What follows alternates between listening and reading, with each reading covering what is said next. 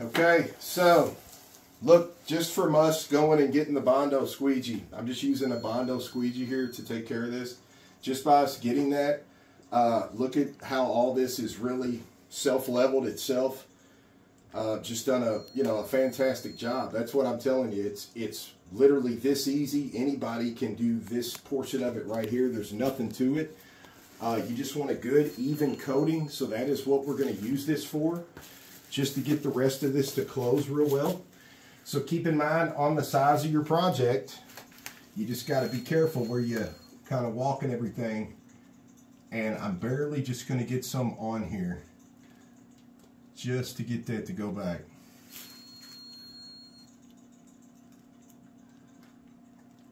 Just to get that to close.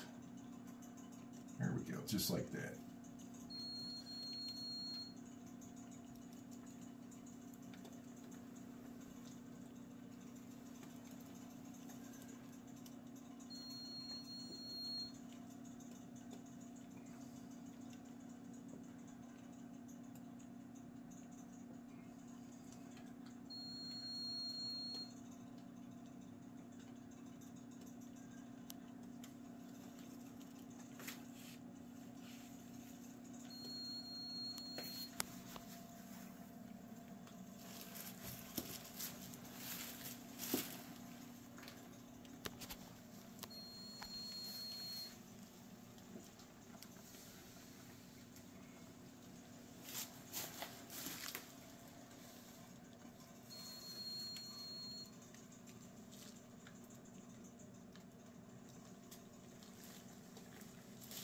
And then, of course, the more time we let this sit here and self-level,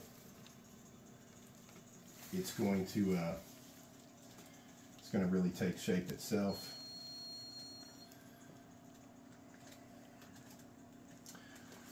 We were just trying to get it to come on.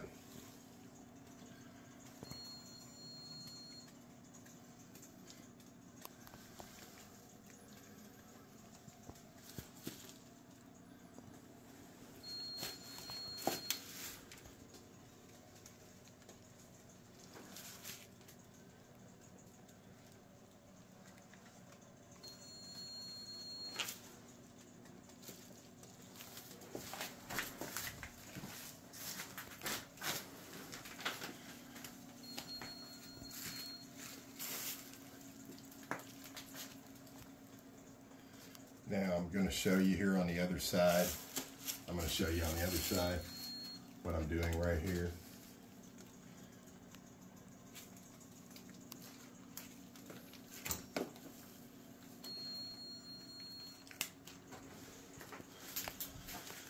So we see all those white bubbles, huh? Yep. So all we're going to do here, we're just going to run this guy down. Boom. Get all that to flatten out. Just like that.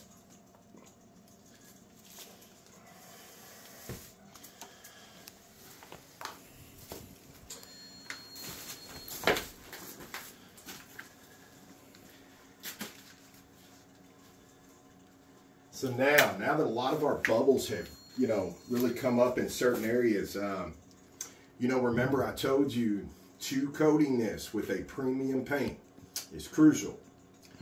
If you only do one coat, you are going to have a lot of things that you didn't see that appeared to be your base color, but are actually not clogged in its entirety, and it's shoving air up through, which that is not what's happening here. This is just for me pushing all this stuff around that have made these bubbles arose. This top was not breathing at all, hence the two coats.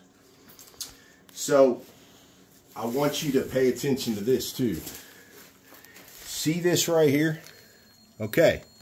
You all remember just a second ago, I ran that Bondo squeegee over this to get all that to cover.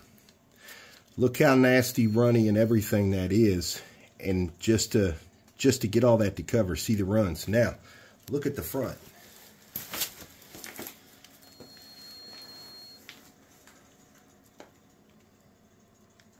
Let me see the phone.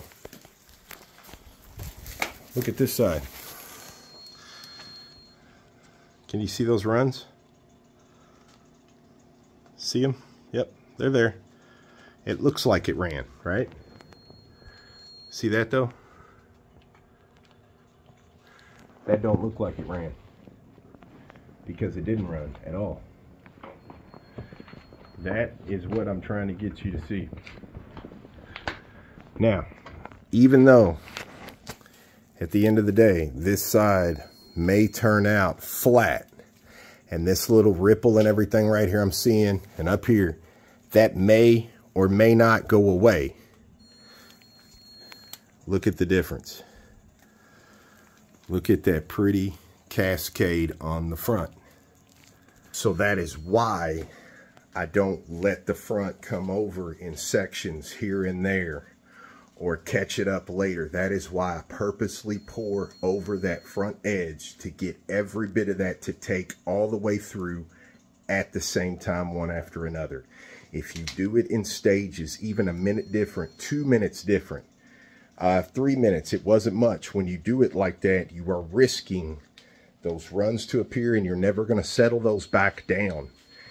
And then you're always going to see those the more coats you start putting on. Just wanted you to know that. Okay, so now we turn this back over to Jay. Focus on that top, Jay. So what we're going to do now is I'm going to show you, we're going to go ahead and get these bubbles. So this is what you need to know.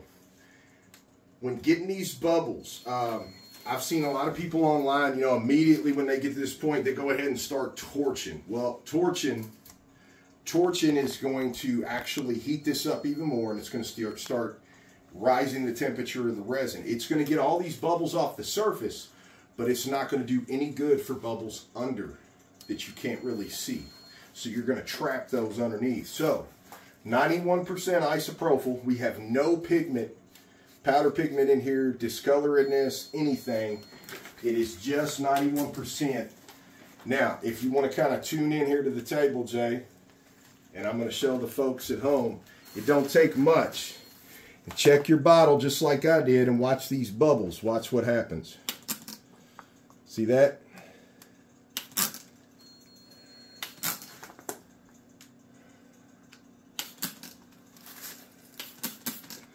So that isopropyl is going to pop every one of these. And it's going to start working down in the piece, getting these other bubbles.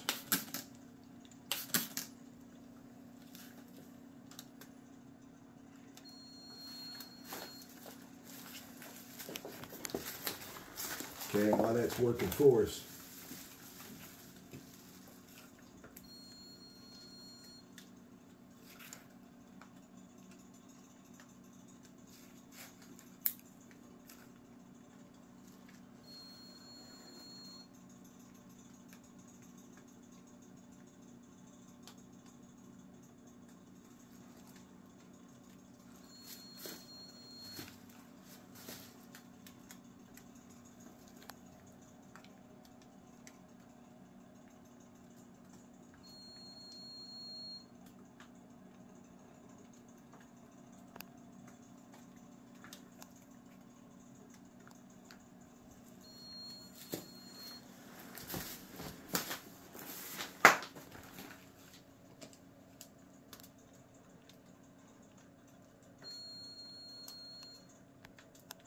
if you happen to miss something, it's okay.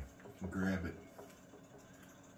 Because again, keep in mind, anything at all that goes wrong on your piece, you want it to happen on this coat.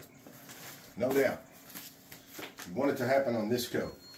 Okay, all these little fish eyes that you see, those are all going to go away. It's going to continue to self-level.